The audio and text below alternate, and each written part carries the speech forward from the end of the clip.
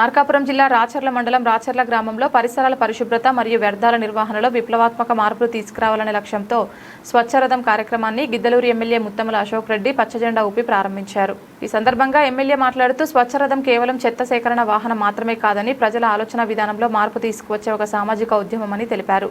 ఈ పథకం ద్వారా ప్రజలకు చెత్త నిర్వహణపై అవగాహన కల్పించడం, ప్లాస్టిక్, ఇనుము, కాగితం వంటి వ్యర్థాలను పారవేయకుండా వాటిని తిరిగి వినియోగించే అలవాటు పెంపొందించడం ముఖ్య ఉద్దేశమని చెప్పారు.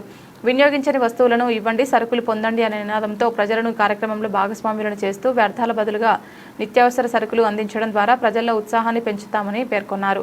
రాచర్ల మండలం మరియు గ్రామీణ ప్రాంతాలను పర్యాటక ప్రాంతాల మాదిరిగా స్వచ్ఛందంగా తీర్చిదిద్దడం ప్రభుత్వ లక్ష్యమని ఎమ్మెల్యే పేర్కొన్నారు.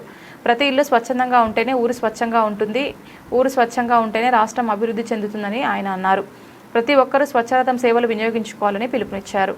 కార్యక్రమంలో టీడీపీ మండల అధ్యక్షులు Yoganand, MPDO Venkataramareddy, deputy MPDO Venkatesh, panchayat secretary, స్థానిక టీడీపీ నాయకులు, కార్యకర్తలు, అభిమానులు పాల్గొన్నారు.